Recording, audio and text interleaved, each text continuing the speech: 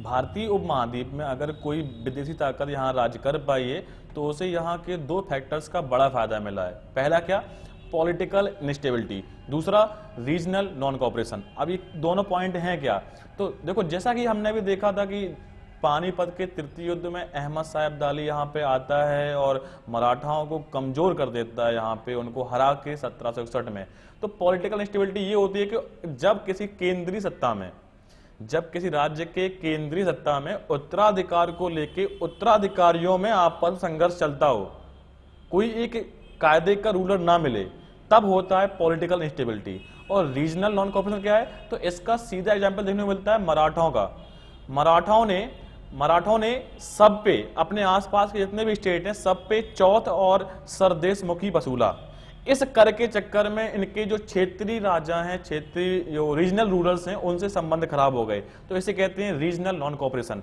तो ये दोनों फैक्टर देखने को मिलते हैं जब भी कोई विदेशी ताकत यहाँ पे अटैक करती है। तो यही फैक्टर लागू होते हैं अंग्रेजों के द्वारा हम जब गुलाम हुए, या अंग्रेजों के हम जब गुलाम होते हैं, तो ये दोनों फैक्टर यहाँ पे लागू होते हैं। जब भी इंडिया में इनस्टेबिलिटी देखने को मिलती है तो कोई बाहरी आएगा, अटैक करेगा और रूलिंग करेगा। तो आज के इस वीडियो में हम बात करेंगे एंग्लो मराठा वार फर्स्ट। जैसा कि अभी हमने पिछले वीडियो में देखा था कि अंग्रेजों ने मैसूर को कैसे बहुत दबा दिया और लगभग खत्म ही कर दिया था। तो वहां पे भी संघर्ष लगभग 3-4 साल, मतलब 3-4 युद्धों में चला। ऐसा ही संघर्ष मराठाओं का देखने को मिलता है। तो मराठों को भी दबाएंगे सेम डिप्लोमेसी में। तो सबसे पहले तो हमें मैप में समझना होगा कि मराठा कहां पे हैं। तो मराठा ये पूरा उत्तर मध्य भारत में फैले हुए थे। इनको पावर कब मिली थी? जब औरंगजेब की मृत्यु हो जाती है 1707 में, तो मुगलों ने इनको कुछ पावर्स दे रखी थी कि आप चौथ वसूलोगे, आप सरदेश मुखी वसूलोगे। तो ये टैक्स रेवेन्यू कलेक्ट कर करके इनके पास से बहुत अच्छा अमाउंट कलेक्ट हो चुका था। तो इनका जो साम्राज्य था बहुत विस्तृत हो चुका था, काफी सख्त हो गए थे। तो औरंगजेब के बाद एक बड़ी शक्ति के रूप में उभरते हैं कौन? मराठा। अब यहां पे अंग्रेजों के सामने खड़े थे मराठा की बढ़ती पावर कारण अंग्रेज लोग भी थोड़ा सा हैरान थे कि यार अगर हमें इंडिया पे रूल करना है तो मराठाओं को दबाना होगा। तो हम इस वीडियो में उनका जो कन्फ्लिक्ट होता है, पहला जो वॉर हुआ था, उसके बारे में बात करेंगे। तो मराठा यहाँ पे हैं और ये जो डार्क रीजन है ये वाला बंगाल और ये उड़ीसा कोस्ट लाइन, यहाँ पे ब्रिटिश लोग हैं। तो ये ब्रिटिश लोग अपनी रणनीति, कूटनीति आजमाएंगे, इनको दबाने का प्रयास करेंगे। एंग्लो मराठा वार जो है वो 3 वॉर हुए थे, लगातार 3 युद्धों की सीरीज है। और इनमें से हम इस वीडियो में पहले वाले के बारे में बात करेंगे। तो फर्स्ट एंग्लो मराठा वार हुआ था 1775 से 82 तक। सेकेंड एंग्लो मराठा वार हुआ था 1803 से 1805 तक। थर्ड एंग्लो मराठा वार हुआ था 1817 से 1818 तक। आज हम कवर करेंगे फर्स्ट एंग्लो मराठा वार।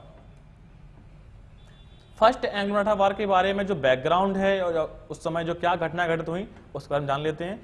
तो देखो, थर्ड पेशवा बालाजी बाजीराव, इनकी मृत्यु 1761 में हो गई थी। वजह क्या थी? 1761 में जो पानीपत का तृतीय युद्ध हुआ था, जिसमें सदाशिव राव और विश्वास राव दोनों मृत हो गए थे।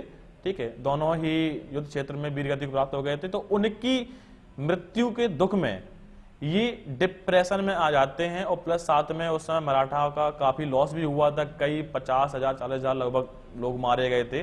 तो इस डिप्रेशन में इनकी मृत्यु जाती है। इनके बाद माधवराव सक्सीड करते हैं। ठीक है, इसके बाद the English were aware of the growing Maratha power. देखो, जिस प्रकार से मराठाओं ने अहमद शाह अब्दाली और उनके जो सहयोगी थे उनका सामना किया, तो उसकी मराठा पावर से भली भांति परिचित थे अंग्रेज लोग। और इस बात की इनको चिंता भी थी कि यार ये लोग हमें कहीं ना कहीं आगे जाके प्रॉब्लम क्रिएट करेंगे। तो जब माधवराव खत्म हुए, माधवराव राजा बने थे बालाजी बाजीराव के बाद, उसके बाद जब माधवराव खत्म हो गए तब उनके उस मराठा एम्पायर में टसल हो गया, आपस में विवाद हो गया पावर को लेकर कि अब अगला पेशवा कौन बनेगा। तब नारायण राव अगले पेशवा बनते हैं। लेकिन नारायण राव के अंकल रघुनाथ राव, तो यहां पे रघुनाथ राव का नाम लिया गया है। रघुनाथ राव का रोल होना था पानीपत के तृतीय युद्ध में। इनको उत्तर के जितने अभियान, मराठाओं ने उत्तर के जो अभियान किए थे वो रघुनाथ राव के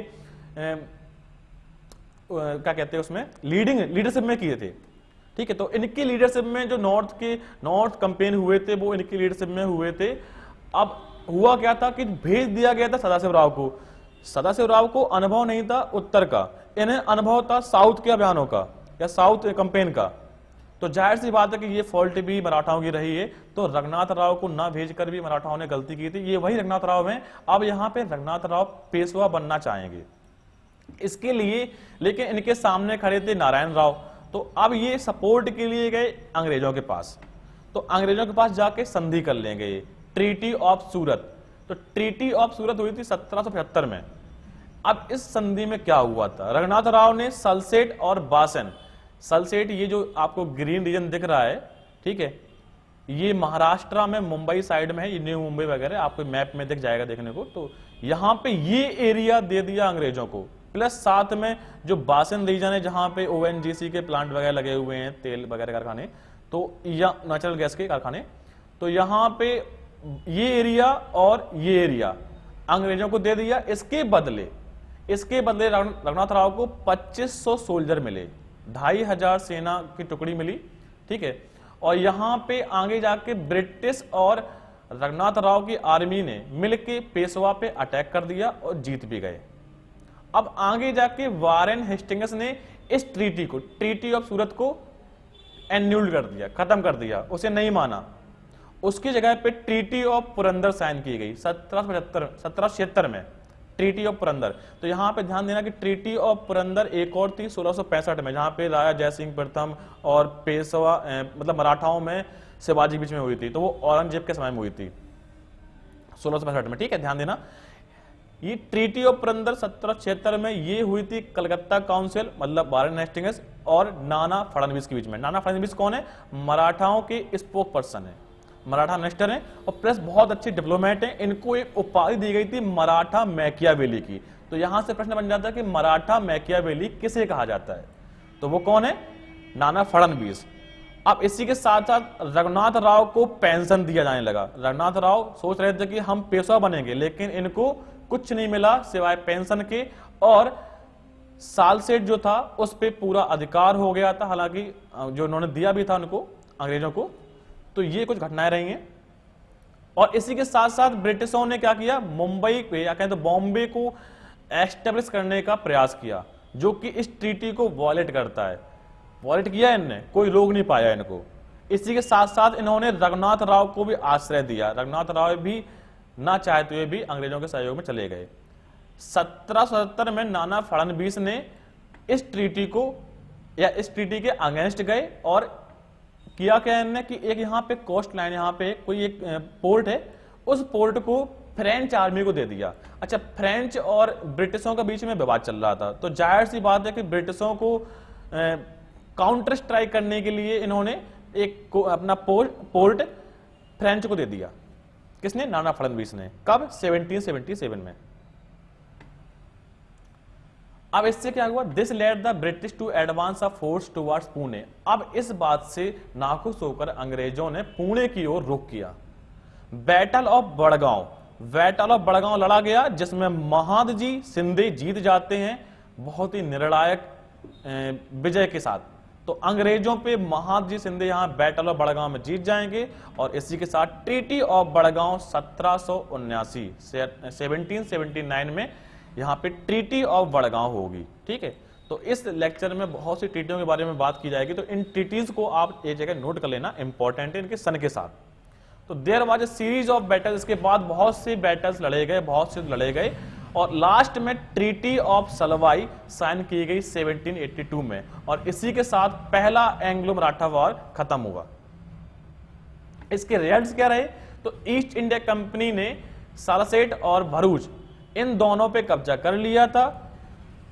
पजेशन, अच्छा यहां पे ये बोला गया था कि मराठाओं से बोला गया था कि वो अपने पजेशन जो उनने, अच्छा इससे पहले जो एंग्लो मैसूर जो संघर्ष चला उसमें मराठाओं ने कुछ हैदर अली का एरिया कब्जा कर लिया था। तो वो मराठाओं द्वारा कब्जा किया गया एरिया ब्रिटिशों ने मांगा मराठाओं से कि वो हमें दे दो, इसके लिए इन्हें मानना ही पड़ा। तो Maratha also promise that they would not grant any more territories to French, और उनसे यही बोला गया कि आप फ्रेंच को या फ्रेंच आर्मी को कोई भी और जगह नहीं देंगे। रघुनाथ राव को पेंशन 3 लाख रुपए प्रति साल या प्रति वर्ष कहेंगे, तो रघुनाथ राव को पेंशन दी गई 3 लाख प्रति वर्ष। ठीक है, बहुत कम अमाउंट में खुश होना पड़ा। All territories taken by the British after the treaty of Purandar were ceded back to the Marathas. और कुछ टेरिटरीज जो ट्रीटी ऑफ पुरंदर के अंतर्गत ब्रिटिशों ने ले ली थी, उनको मराठाओं को लौटा दी गई। इसके बाद अंग्रेजों ने माधवराव द्वितीय सन ऑफ नारायण राव, ठीक है, नारायण राव वही जो रघुनाथ राव के सामने खड़े थे, तो माधवराव द्वितीय को पेशवा के रूप में एक्सेप्ट कर लिया। तो ये था एंग्लो मराठा वार फर्स्ट। ऐसे ही एंग्लो मराठा वार सेकंड पढ़ेंगे, ऐसे ही एंग्लो मराठा वार थर्ड पढ़ेंगे। उम्मीद करते हैं आपको कंटेंट पसंद आ रहा होगा। अगर आपको ये अच्छा लगे तो प्लीज इसे एक स्टडी ग्रुप में शेयर करना। और इसी के साथ this is Sunny Chauhan signing of.